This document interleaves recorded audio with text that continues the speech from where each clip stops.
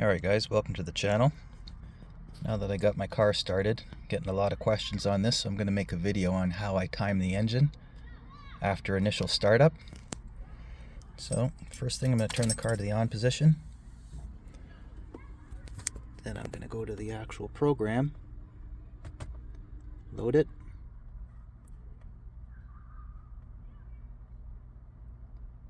Where is it? Download from the ECU.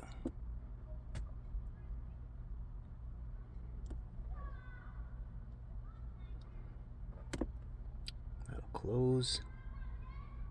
Okay, now that it's closed, I'm going to go to the USB link up here. I'm going to put this online. Now it's online. I'm going to go over here and I'm going to go enable static timing check.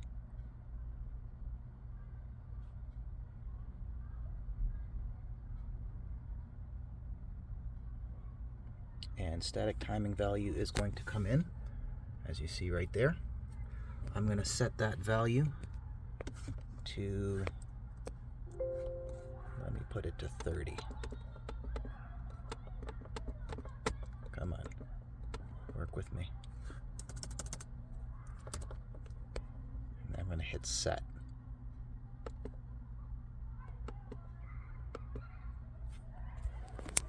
Okay, and now we're going to go out to the engine area. I'm going to get the gun out, fire up the car, and see where we're at. Okay, now I'm at the car. Put 30 on the gun. And it looks like I'm 2 degrees off of the TDC mark. Can you see that or not?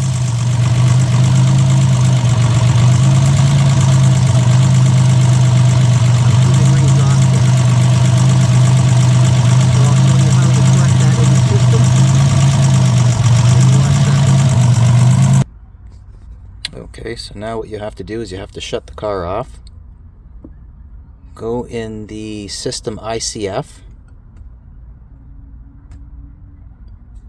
down to ignition parameters. Under here where it says custom, go to configure, and that brings up that wheel. So if you notice, when I start changing numbers here, you're going to start seeing the wheel move. So this is what we're basically going to be doing. I'm going to move the wheel, and this basically sets it correctly. So when I put 30 as a set value and 30 on the timing set, that everything should line up at the TDC mark. Those are the numbers or the timing offset, either one.